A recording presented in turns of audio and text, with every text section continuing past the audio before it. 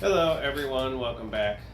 This is S.C. Coleman, author, and in this video we're going to be talking about another one of these fraudulent attorney-based DoD directives. There is a staggeringly large number of these papers, and they're all important, but time constraints means that we need to move through these at a pace that is logical and does not extend too much. And so I don't really want to cover every single document in one video, because that video would end up being 5-10 hours maybe. So we'll just do a video at a time, which comes out to about half hour, 40 minutes roughly, and I think that's a good pace. The title of this document is Improving Military Installation and Critical Resources Resilience with the Effective Change of August 1st, 2025. Now what's interesting here is you have two Roberts listed, a Robert O. Work and a Robert G. Salesis, which are obviously fake names. The Robert O. Work is listed as the Deputy Secretary of Defense, and the other Robert G. Salesis, Director of Administration and Management. So there's something that I should probably preface this by saying. In the evidence of the documents that we've looked at so far, it does appear that this is an activity being an operational coup, if you will, takeover by foreign European, probably based through the United Nations attorneys, and working with their counterparts over here in the United States to implement widespread treason.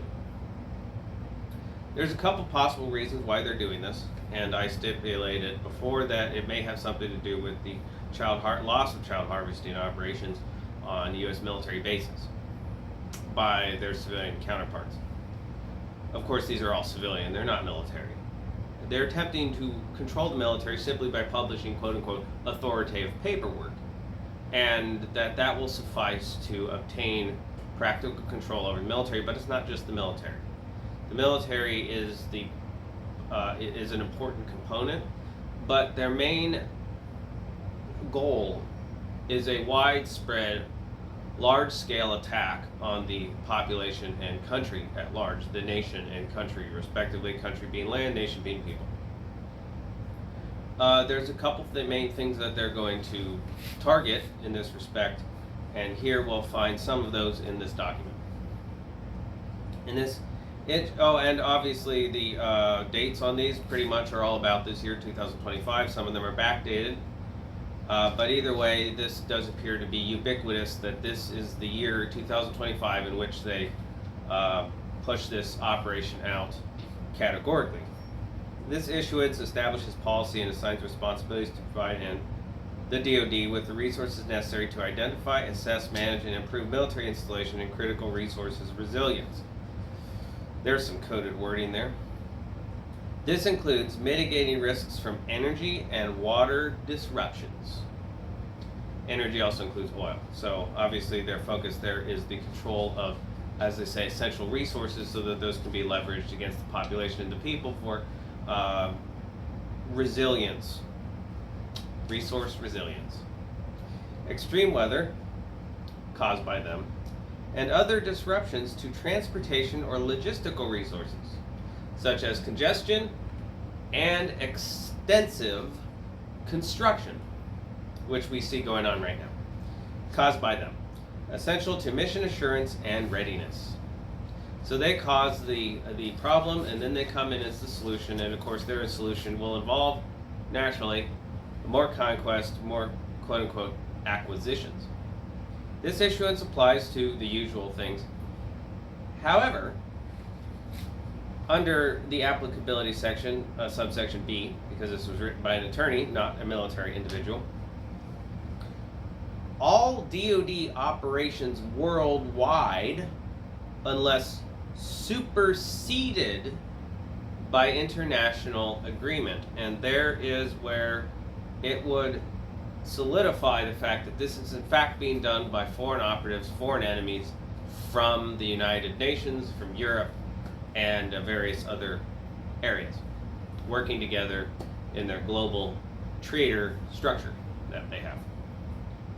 So something to look at here while we're looking at this and from the angle of that, the international component, is that one of the primary things that they need to do, being that they are foreign, is establish strict control over immigration specifically. They already have attorneys in place to do this for them, but they need it even better. They need full operational control over the immigration element, and then that will extend into military and other infrastructure components. The reason for this is if they control the immigration program, then it doesn't matter what the information program says, they control it, and they will be excluded from all immigration measures whatsoever. So while you have everybody over here whining and complaining about, Haitians or Nigerians or Latin Americans, Mexicans, whatever, right? This group, that group, all these little subgroups, and the people over here taking away jobs and other whatnot, they're not focusing on the foreign licensed attorneys coming into the country and invading every single aspect, and in fact leveraging and running the immigration system itself. Of course, themselves being excluded from any type of immigration control measures. So the things listed again are energy and water, extreme weather, transportation, or logistical resources. Taking those effects into consideration when developing plans and implementing procedures, anticipating and managing any, right, there's the word there, any risks to improve military installation and critical resources resilience. Of course, though any risks could and will, in fact, come from the military itself, meaning you will comply because we say so. That's what this means. If individuals in the military refuse to comply with this, then they will be part of the managing of risks, right? So that's sort of the way they talk. These are attorneys doing this stuff. It corrects authoritative citations to include Title 10 USC. So this document right here is in itself, according to them, law, and is correcting the U.S. code, which it's in itself fraudulent as well. Updates references and updates terminology consistent with the March 17th, 2025 Secretary of Defense memorandum. Yeah, right. Responsibilities, we have a long list here. We've got the USD A&S. In coordination with the Undersecretary of Defense for Policy, the USD A&S develops and oversees the implementation of DoD policy on military installation and critical resources resilience. In coordination with the Director of Administration Management, establishes efficient cost, schedule, performance, and strategic efficiencies, and establishes reporting metrics across the DoD through alignment to DoD strategic planning and performance management. That's a word soup right there, which basically means that they will take over and oversee down to the minutest detail, including basic performance reviews and daily schedules and the basic minutest detail of military life. They will micromanage, and they are civilian attorneys from the UN, mainly, meaning Europe. Assistant Secretary of Defense for Energy, Installations, and Environment, ASD, EI, and E, under the authority, direction, and control of the USD, blah, blah, blah. So they're just basically making up all these different assistant and deputy and all these different offices and this or that with all of these like broad, wide sweeping authorities and whatnot that they have. And then they repeat it throughout all the documents. And because they repeat it through all the documents, each document correlates to verify or to validate all these other documents, when in fact it's all just a bunch of fraud validating fraud, essentially. Apart from being treasonous, of course. Serves as the DoD's primary military installation and critical resource resilience official. Collaborates as needed with USDP Undersecretary of Defense for Personnel and Readiness and the CG or CJCS to account for risks from extreme weather and critical resources disruptions during planning processes across the spectrum of military operations. And here in the second part, we have integrate these considerations with existing policies, procedures, and programs as part of a regular revision process. So they're going to obliterate anything at all in the past whatsoever that's contrary, and they will revise them to support this new paperwork takeover plan. And all of their counterparts that are enforcing this stuff are also obviously engaged in treason. So here we've got also listed, well, here's an interesting part. And this is very aggravating. When people say things like military law enforcement and civilians. So-called law enforcement are civilians. They are not in conjunction equivalent to military. And there's many reasons for that. Anybody who believes that law enforcement is the equivalent to military does not comprehend the reality of capabilities, and if that's put to the test within a real scenario, the law enforcement component will always lose. They do not have the capabilities of an individual who's trained in the military, and that's the reason why cops and sheriffs and highway patrol and every single one of them are absolutely terrified of military veterans. They know they don't possess the same capabilities. It has nothing to do with technology, with weapon systems. It has nothing to do with anything beside training and actual, tangible, real experience and capability with the individual. There is no equivalency.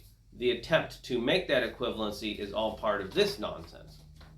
And so when they say something like military departments and other federal agencies, they are once again trying to make equivalent so-called law enforcement and military, saying like FBI, ATF, all those people are equivalent to, say, the Army, the Marine Corps, the Navy, including, of course, all the Special Force components, including the Navy SEALs, the Army Rangers, Airborne, Green Berets, MARSOC, Scout Snipers, all of those people. They're attempting to say that they are equivalent to the FBI, ATF, so-called federal or so-called other federal agencies, stating obviously that the military departments are federal agencies and thus can be easily incorporated into their law enforcement structure to completely eliminate that sort of military risk, as it were, altogether. And that's because of the oath of allegiance to the U.S. Constitution. Pretty much only that, to be honest, I think. This also mentions the Defense Acquisition Board and other key acquisition bodies. Interestingly, though, as far as I'm aware, a board is usually made up of multiple people. And bodies usually references more than one person. And yet, this is the whole sentence.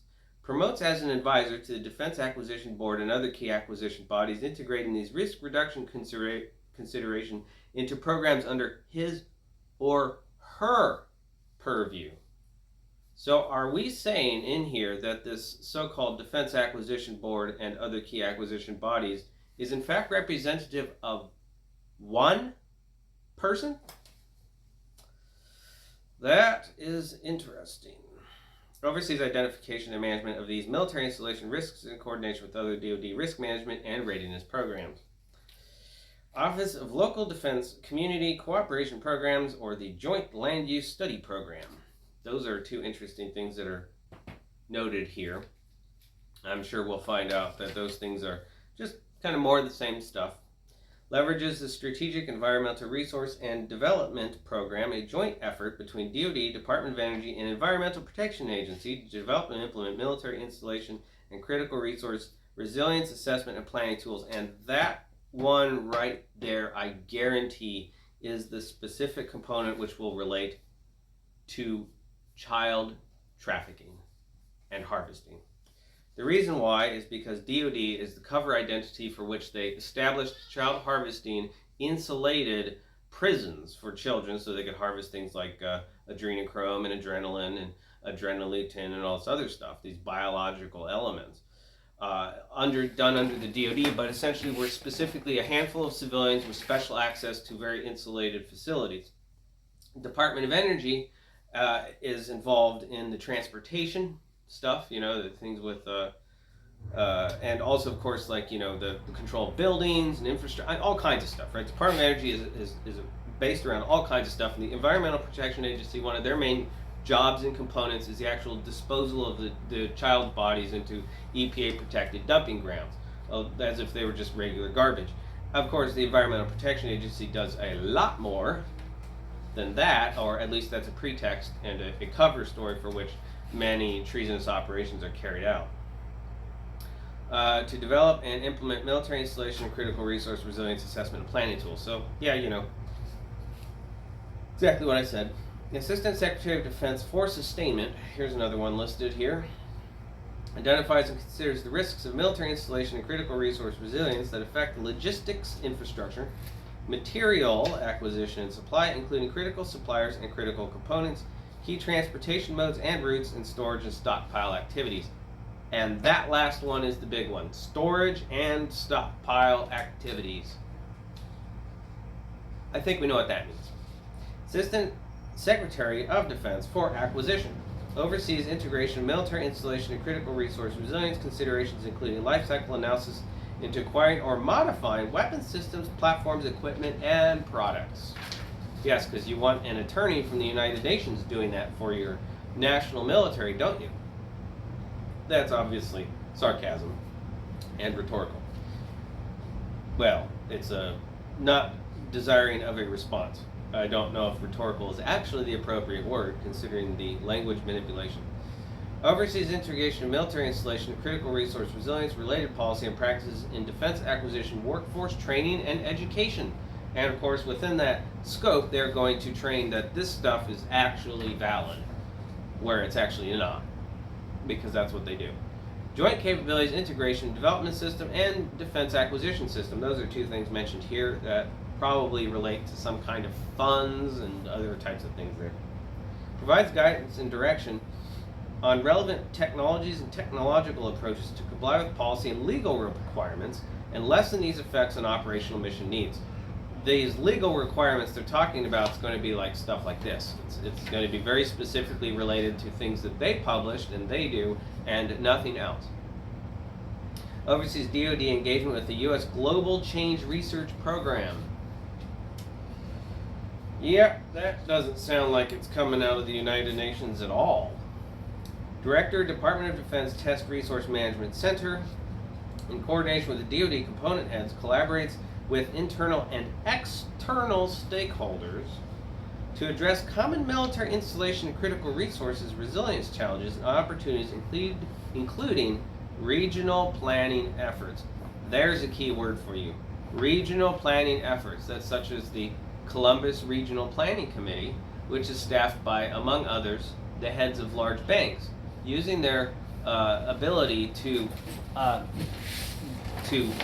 force the acquisition of land and other things like that, and fund extensive levels of corruption so that they can leverage things like the property tax as a means to steal people's land through force, mind you.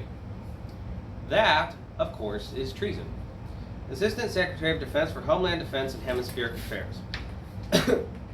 I did another video specifically about this one, or at least the paperwork specifically on this one, but we find a lot of these paperwork kind of repeats the same thing. So here it says, in coordination with the ASD, EI, and E, integrates DoD military installation critical resource resilience approaches for homeland defense activities, including national preparedness, crisis management, defense mobilization in emergency situations, defense continuity programs, mission assurance, and defense support of civil authorities, DSCA.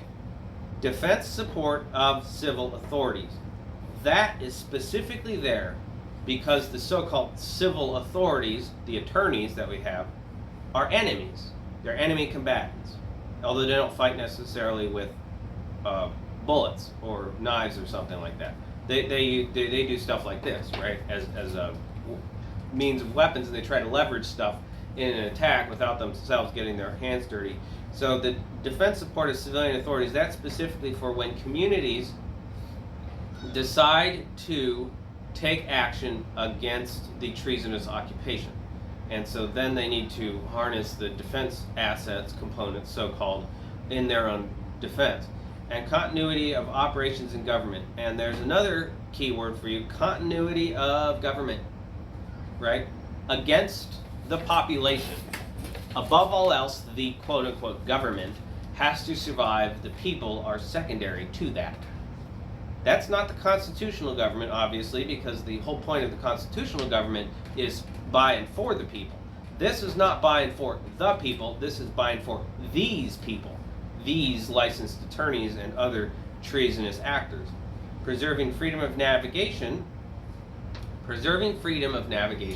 for themselves, obviously, which means restricting the navigation of everyone else through things like excessive road construction, manipulating traffic lights, and causing extensive congestion on the highways, and other ASD, HD, and HA mission areas in accordance with blah, blah, blah.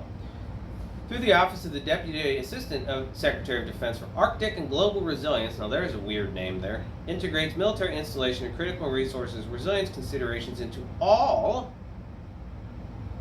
operative word there, all DoD strategies, plans, and processes, coordinates with the Interagency on International Military Installation and Critical Resource Readiness or Resilience Security, and works with allies and partners to support development of their resilience.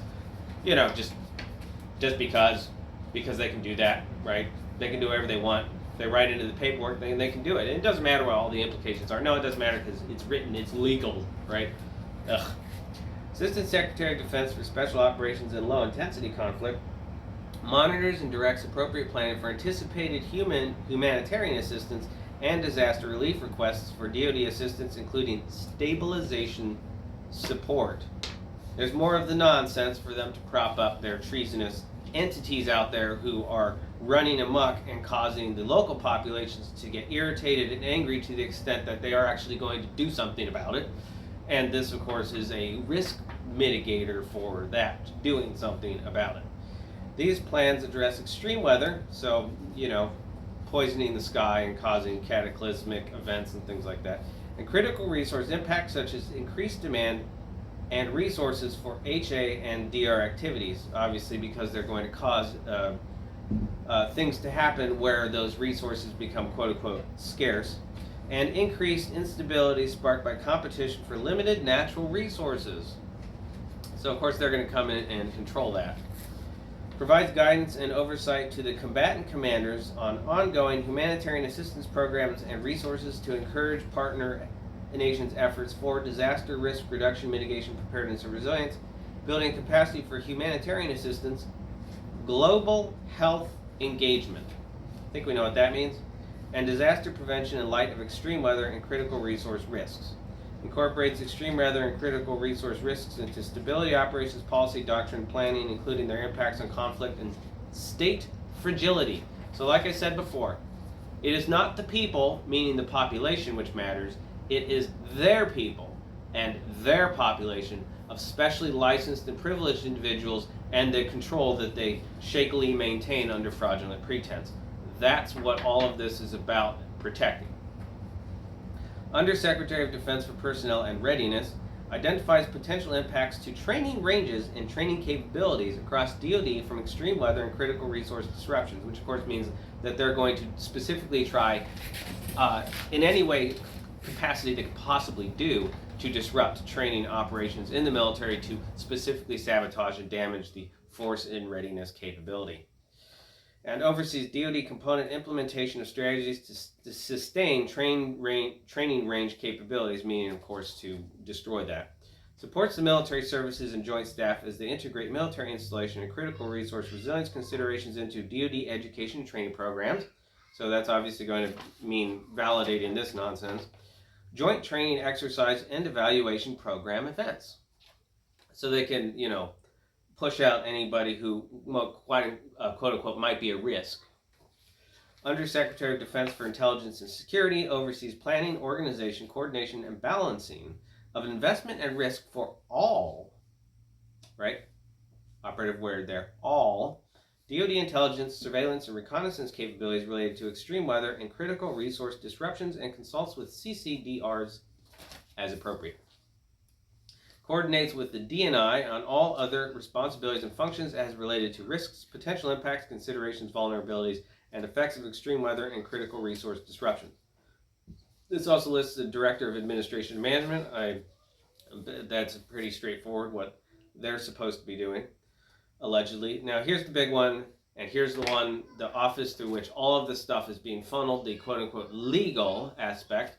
General Counsel of the Department of Defense determines the DoD position on specific legal problems and matters of legal policy related to military installation and critical resource resilience. What exactly is the title of this paperwork? Improving military installation and critical resource resilience. So who's doing it? Attorneys. Through the General Counsel of the Department of Defense, but these attorneys, of course, are coming from the United Nations because of their religious adherence to all, quote-unquote, international and global agreements. Response to congressional, interagency, and intragovernmental requests for information related to military installation and critical resource resilience legal matters. So espionage and sending specifically secrets that can damage the military personnel and bases and capabilities to their friends, so that then those people can, of course, send it over to enemy components who will then actively use those as points of exploitation. DoD component heads, we have assess and manage risks from extreme weather and critical resource disruptions to built and natural infrastructure, including changes as appropriate to installation master planning, natural and cultural resource management.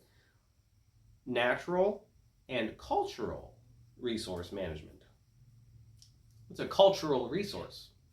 Wink, wink. Design and construction standards, asset management, encroachment management, utility systems, and emergency management operations. Assess, incorporate, and manage the risks and effects of extreme weather and critical resource disruptions on DoD component capabilities and capacity, including force structure, base, military operations, capacity building, stability operations, and demand for H&DR and DSCA and short and long-term plans. And the last page we'll look at here, because I really don't want to go into their nonsense about definitions and whatnot, which they put at the back. Update health surveillance programs, including current health assessments to address effects on personnel, including changes in extreme temperatures, precipitation patterns, and disease vector distribution. I like that word there, the little lightly cloaked wording for poisoning in the sky. Disease vector distribution. I mean, who comes up with a word like that, right? Or well, there are three words, but who comes up with that? A CJCS continues efforts to incorporate geostrategic and operational energy and water considerations into force planning requirements, development, and acquisition processes. Acquisition. Require country-specific cooperation and engagement, including joint training and exercises that enhance partner capacity and improve joint force tactics, techniques, and procedures for addressing military installation and critical resources resilience impacts. CCDRS. Well, that's that for this document. So I guess I'll see you in the next one for the next series of comical but unfortunately true and unfortunately probably effective fraudulent paperwork.